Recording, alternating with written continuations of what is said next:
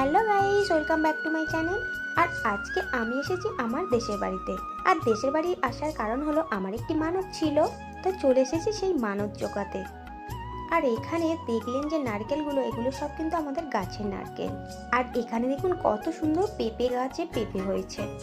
আর বাবা সকালে দোকানে চলে গেছে, তাই বলেছে মা আমাকে নারকেলটা ছাড়িয়ে দিতে, তাই আমি নারকেল ছাড়াতে বসে গেছি। তখন বাজে সকাল 6:30।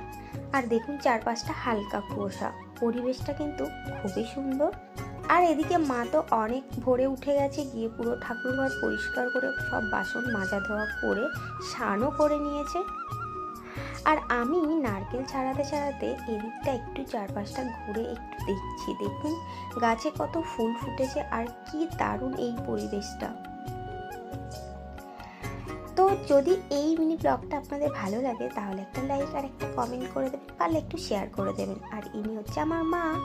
আর এই দেখুন নারকেলটা আমি কিন্তু পুরোটা ছাড়িয়ে ফেলেছি, কারণ আমি মাঝে মধ্যেই তখন ছোটোবেলা থেকে এইগুলো ছাড়াতাম নারকেল।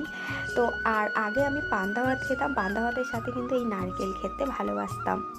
তো নারকেল ছাড়ানো রেডি, এবার এটাকে আমি ফাটিয়ে দেখব।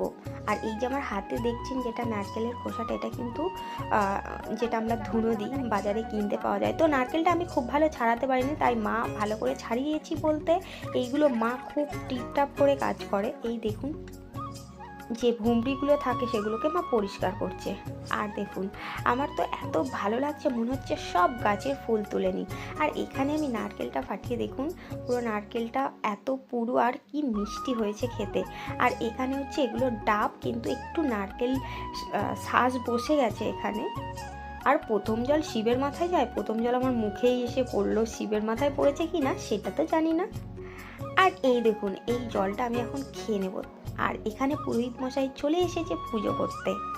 আর আমার মা আর আমি, মা একটু পুরোহিত মশাইয়ের পা ধুয়ে দিয়েছে, কারণ এটা আমাদের দেশের বাড়ি এরকমই, পুরোহিত এলে পরে তার পা ধুয়ে দেয়, বা বড়রা এরকম গুরুদেব বা গুরুজনকেও এলে এরকমভাবে পা হাত পা তাকে ধুয়ে দেওয়া হয়।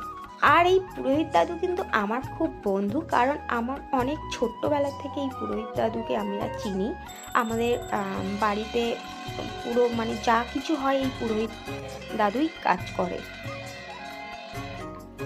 তো এটা পূর্ণিমার পুজো ছিল। আর এটা হচ্ছে আমার একটা ঠাকুমা, আমার বাবার মাসি। তো টাটা বাই, ভালো থাকবেন সবাই।